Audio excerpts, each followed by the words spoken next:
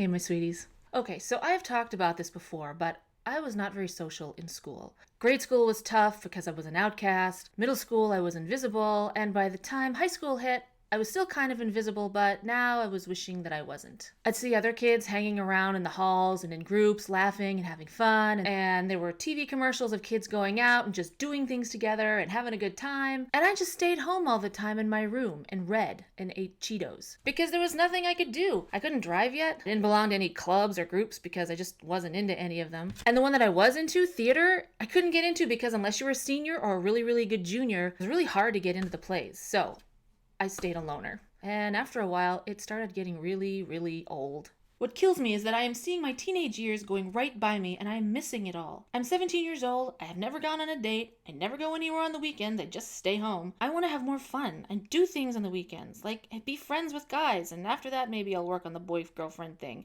Yep.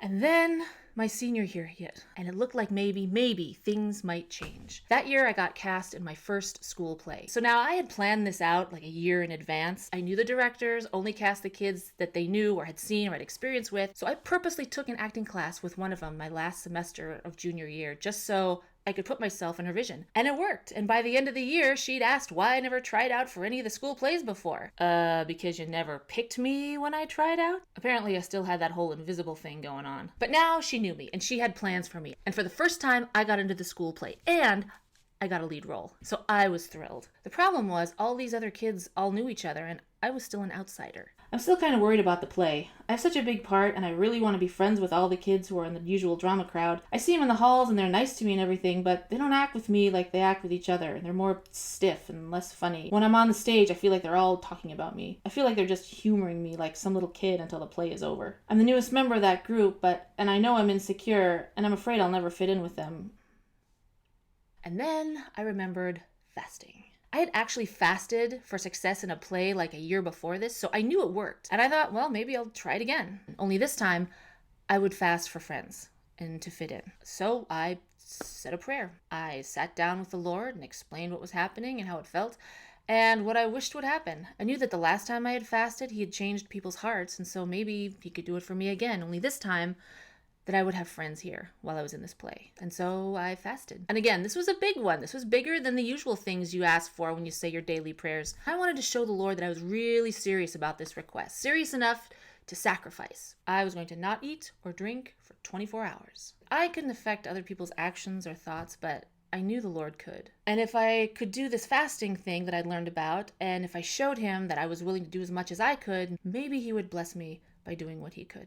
24 hours later, I went into rehearsals again. And one of the guys who was playing the son of this family that we were playing bounced up to me and slung his arm over my shoulder and was like, "Hi, Mom!" And he was the first answer to my prayer. From then on, I felt more comfortable around everyone and less like everyone was talking about me. I started talking to more people, and it seemed like everyone loosened up and became more natural when I saw them in the halls. We started forming friendships, and I went to parties of people that I actually liked who amazingly seemed to like me too. I started forming friendships and went to parties. And after years of being invisible or an outcast, I was in a position to see people who were like that too, and make a point of talking to them and bringing them in so that, they didn't have to go through the things that I did. And when I did that and I got to know them more, then I found out that they actually were cool. And then they became friends. And a lot of those friendships just stayed with me. I didn't get to be in all the plays that year, and I felt left out and insecure again when I got passed over, but the friendships stayed. And they brought me to other activities that I'd never even thought about getting involved in, like speech and forensics. And once I got into that, I met more people and formed more friendships. And for the rest of that year,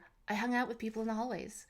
And we're laughing and having fun. I even got to be good friends with guys as well as girls. And I even started dating that year. And many of those friendships lasted even beyond graduation. And following summer was filled with hanging out with really good friends and movie parties and eating french fries and chipper sundaes at the all-night diner. And everything I ever wanted in high school friendships, I got.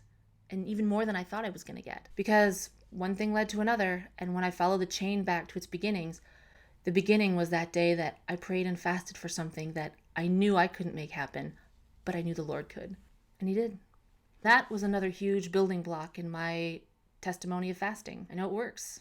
I know it because I've done it. I've seen it. it's happened. And I want to pass this on to you so that you know that you can do this and you can see it. And then you don't have to hang out on my stories anymore. You have your own stories to build you up, because those are the stories that are the most meaningful and the ones that are going to change you personally and make you know that the Lord is there for you, that He will answer your prayers, and just that He loves you.